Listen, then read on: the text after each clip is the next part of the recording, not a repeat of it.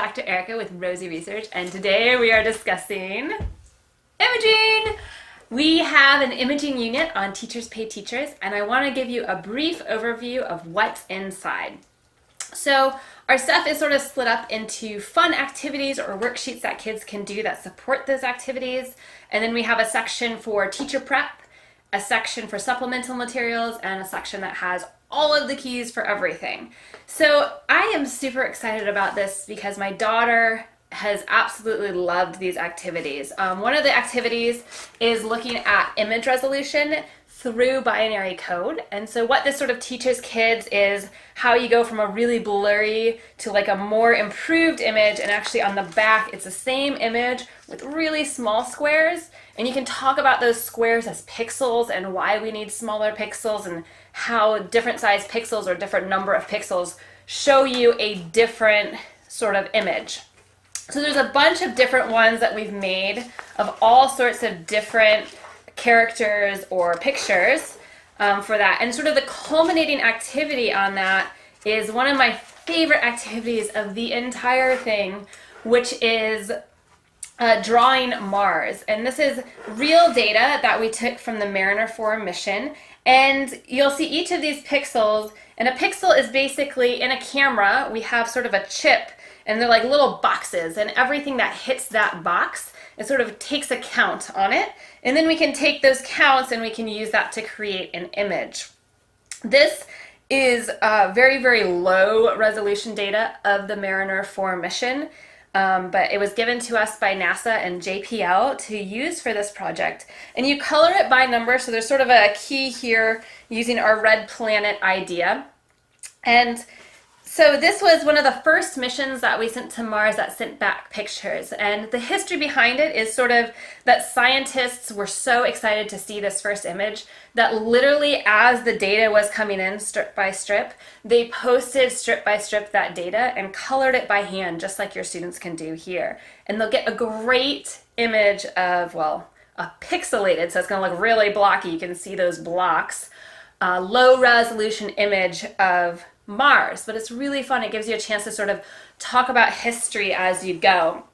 And so that's sort of our imaging resolution section of the unit. And then we have a section of the unit where you learn how we write in binary. So as we type letters on the computer doesn't store that letter as the letter A. It stores that letter as a bunch of zeros and ones. In fact, 8 zeros and 1, which is called a byte. And so we have the binary alphabet up top, and students will match what these guys are with the letters up above, and they'll have to solve, sort of unscramble the letters to solve a joke. And they're all very totally corny, ridiculous, punny jokes, like, what do you call a group of 8 hobbits? And it's a hobbite because 8 bits is a byte, so your 8 hobbits turns into a hobbite. I think it's really funny. Or 2 bytes meet, and the first byte asks, are you ill? And the second byte replies, no, just feeling a bit off, because he's missing a bit and he's off. So there's a couple of different sheets like this that have totally ridiculous computer jokes on it. But it also gets them thinking about how we write in zeros and ones, and also thinking about the difference between bits and bytes, which I think is great. And sort of a culminating activity for that is writing their initials in binary. So this is a binary bracelet idea, and we'll go more in depth into each of these little projects in different videos, but you can cut out this little paper bracelet and you'll color in your 8 bits of binary for each letter according to what the letters look like. And one of the ways that you can do this as a test, sort of an assessment at the end of the class, is you can collect everyone's bracelets, and each student gets a different bracelet, and they have to decode what those initials are and return it to the right student, which is kind of a fun idea. And then after we've learned about looking at binary in terms of letters, we're going to look at binary in terms of numbers, and how do we write numbers in binary. And so they have these little binary cards they can cut out, and the idea is they're going to try to make every single number from 1 to 15 using only these cards. they have to use every dot on the card. So you couldn't say, oh, I just am going to use one of the dots of the 2 card. You'd have to use the 1 dot card. And they need to arrange them from high on this side to low over here. And then as they sort of go through this, they'll color in the cards that they needed to flip over to make those numbers. Some things you can ask is, can you make a number with a different set of cards? So can you make 7 in 2 different ways? And in fact, you can't do that because you either have 8 dots here, or I could do the 4 plus the 2 plus the 1 to get 7 dots. I can't get 7 dots any other way because I can't use more than 1 card. So I couldn't use the 2 3 times. I only get 1 chance at each card. And the way that you get over 15, you can ask your students, how can I make a number bigger than 15? And that is, you need a new card over here. And you can also ask them, how many dots do you think would be on that card? And they can look, okay, we doubled from 1 to 2, we doubled from 2 to 4, we doubled from 4 to 8, so if we double again, we should have 16 dots on our newest card. And so there's some activities where they can learn to write the binary code of this. And in fact, one of the jokes on those totally corny jokes is that it looks like it says there's 10 types of people in this world, those who understand binary and those who don't. But if we look at our cards, if we put a 1 here and a 0 here, so we used this card, it would be 1, 0, which looks like 10, but it's really 2. It's totally nerdy. So there's a bunch of sheets for them to sort of work on with these cards and looking at it. And then, of course, one activity they can do is go from the digits, from the binary and the cards, to finding the digit and then matching that digit with a letter, and then spelling out what that letter means or what that word is. So those are the student activities, just sort of an overview. We also have a prep section. So there's 4 big activities in this sort of unit that we have up. And there's a prep section for each of them. The prep sections are great. It gives you a duration, the things that we think you'll need, strategies, questions you can ask, what we think they're going to learn, hooks that you can use, demos that we suggest, and also it lists out some of the standards we think that they're going to complete along the way or get sort of a little bit of a handle on. So you can see there's a lot of this prep information for you. Hopefully that makes it really easy for you in terms of when you're ready to do this.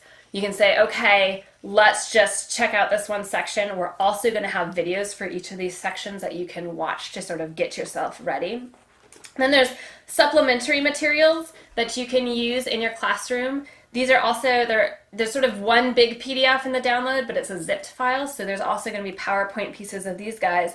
But this is a great sort of demo that you can ask your kids, you know, when you're looking at the resolution. You can ask them, what do you think this picture is? What could this be a picture of? And you'll have all sorts of different ideas, and you can write those ideas down. And then you can flip the page and say, now what do you think this is a picture of? It's a little bit higher resolution.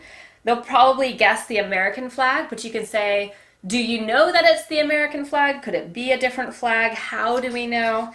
Because it doesn't look like there's any stars really here. And then we go to a high resolution image. And you can talk about how important resolution is in science when we're imaging things and trying to make decisions based on those images. And one of the pieces in the supplemental material here is this is actually before New Horizons, which is the most recent probe to fly by Pluto. It flew by about last year. This was sort of the best image we had of Pluto. So everything that scientists did when they thought about Pluto, or they made observations of Pluto, or they hypothesized about Pluto and what it was made of and what it would look like, it was all based off of this image.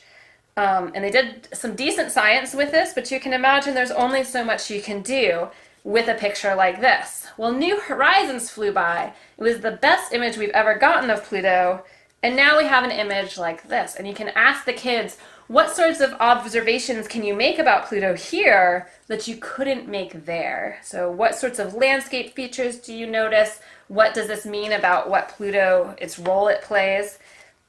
And then there's also a bunch of images of that Mariner 4, the color by number. This is the real scientists doing it at that time, and images of it as they were putting together. This, if you look at some of the pictures, this is sort of the final picture here. you can talk about, let's look at the resolution they had versus the resolution we have, which is far less quality. They have thousands and thousands of little squares they colored in. You guys have about 300 in your data.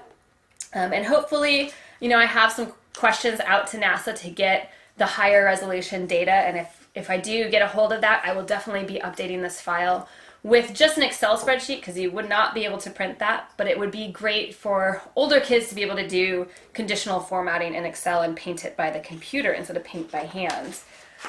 One of the activities that we do talks about image transmission and how we transmit images over space. And so we use actually a pastry board for this with tiles, but if you don't have pastry boards in your classroom, there's in the supplemental material just a square inch grid that they can use. You can print that off and they can use it.